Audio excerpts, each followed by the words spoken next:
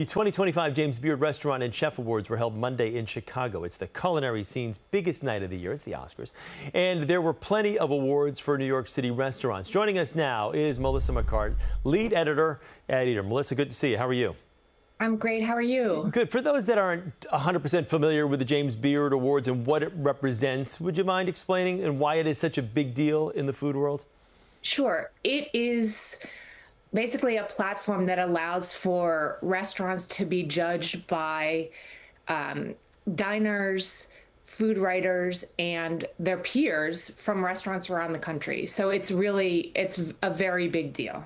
Safe to say that this is the Oscars for chefs, correct? Absolutely. It absolutely is. Even more than the Michelin's. I see. That's what I was getting at. It's more than Michelin. That's how big this is. Can you talk about some of the New York talent that took home awards last night?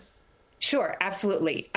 We have Best Chef New York State is Vijay Kumar from Sema, who's having a very big week in that Sema, which opened in 2021, was also the #1 restaurant on New York's top 100 restaurants for 2025.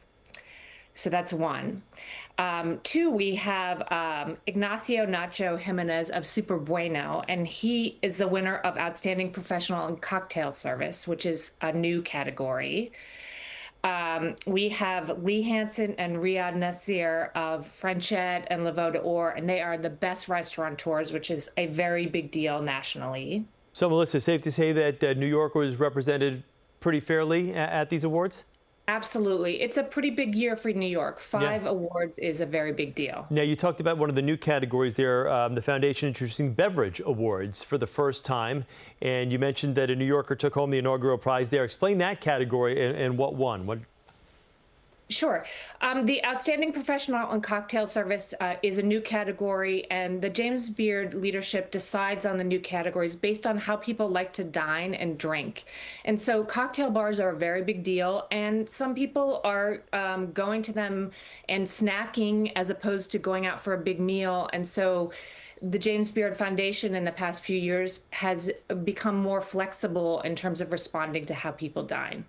It's great. We know people love a good cocktail and love a little finger food with it, or something that's not necessarily a sit-down dinner, and it sounds like a great new category. So out of the New York City winners, is there one place you'd say it's a must-visit for diners, people coming from out of town? And would you have any tips for those people as far as getting a reservation? Is that even possible? Well, I would say that Sema is a very big deal.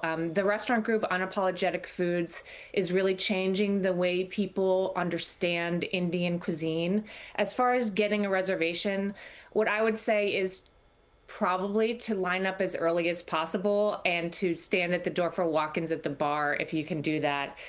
Getting a reservation is very, very difficult, and to pare down your table to as few people as possible, 1 or 2 is the best way to try to get it. Go as a single so you can really enjoy the meal and not have to be bogged down with all that conversation. Exactly. Right. Melissa, thank you very much. Our lead editor at Eater, Melissa McCart, thank you so much for joining us this morning. We appreciate it.